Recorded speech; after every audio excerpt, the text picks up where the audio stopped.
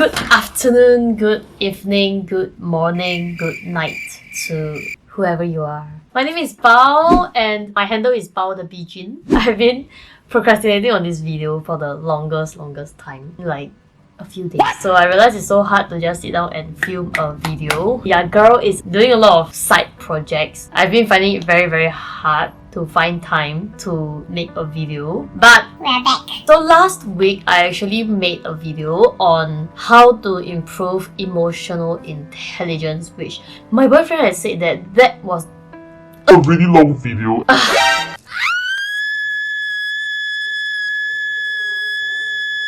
Reflect. So this video, I promise it will be short. Okay, 6 signs to know that you are emotionally mature. If you realize you are not, you can go and watch the very long, draggy video. The first is self-awareness. The first step to anything is to know first what you are dealing with. Okay, if you want to fight the boss, what do you have to do?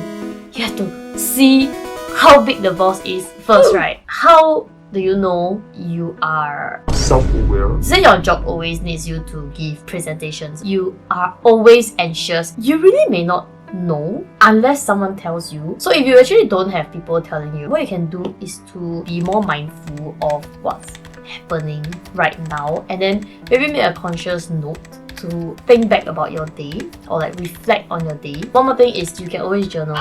Think of how and where, like your heart beat faster, your palms are sweaty. When you catch yourself, when you are feeling things that are out of the ordinary, you can take this box. Ding, ding. When you're more conscious of it, then you can proceed to the next step. The second is you need to have some methods to calm yourself down. Self-regulating. Do you listen to music? Do you go for a walk? Do you use the just now example? You realize you are anxious during presentations. What you can do is before you go in to the stage, you give yourself like deep breath before you go in so that you are more calm. There's a problem and then you have techniques to solve the problem. That's how it comes full circle. If you have congratulations, you can also give yourself a tick for being able to self-regulate. Many people still can't, okay?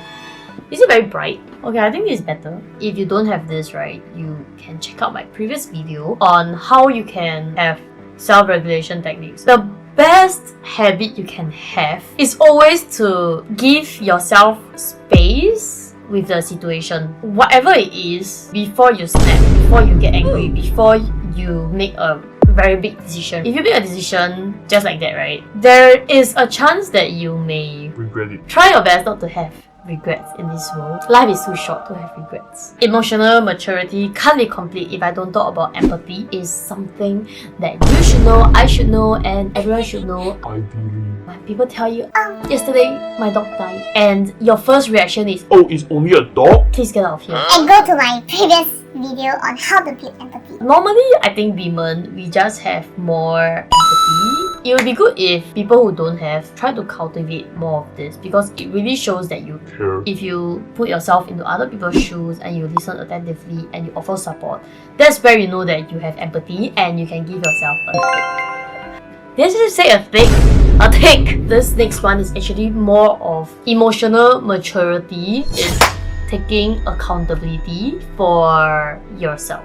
When I hear accountability, right, I think rectifying whatever mistakes that I make, and this is actually very difficult for me. My sister was telling a story about how she, my older brother, and me, we were getting punished. We did something, I don't know what. When we were young, okay? We were told to stand outside until we say sorry to our parents, okay? So we were just standing outside the door. My sister, she doesn't give a shit. She just says Sorry! and then she just went right in. And according to her, she remembers that I never say sorry. My ego can't take it out. Basically, I stood outside for a long time. I just hope that my parents forgot about it, and then I just went right in. And nobody said the word. I really cannot bring myself to say a sorry, even though I think I was. Probably at fault. That's how freaking strong-willed I am, okay? Or just really insanely stubborn. But over the years, it has kind of changed, I think. Taking accountability is not just saying sorry and like. Okay, bye. There is a second part to taking accountability. I don't know why I just did this. So first part, second part. First part is, I'm sorry. The second part is, how can I make it up to you? You have to take steps to rectify that mistake. It is so hard to find people who actually own up to their mistakes and then rectify it, especially in the corporate setting. You know, people are out to get you. It's actually also why I left the office 9 to 5. And check out my video here. If you can at least say you're sorry, right? You're way better than me. I can't even make it past the first. If you actually got these two parts, you can actually give yourself a tick. Just know that people who have very strong egos, it's actually really hard for them to do this. We're all just people, right? The more I think of myself as one with the whole, my ego just starts to strip. And especially after I went Vipassana meditation, which you can see. The next point is resilience. Do you bounce back after mistakes? I feel like sales jobs really make you build resilience. It makes you bounce back from failures faster because the failures are so many. How I think about it is the length of time is proportional to the amount of effort or time that you have lost in the project, your business. Life is so short, okay? So if you can't bounce back, it's like you have already lost this amount of things. The amount of time spent moping about it is a big amount also. I just feel it's like wasted plus wasted equals to more, like 2 times wasted. Okay, wait.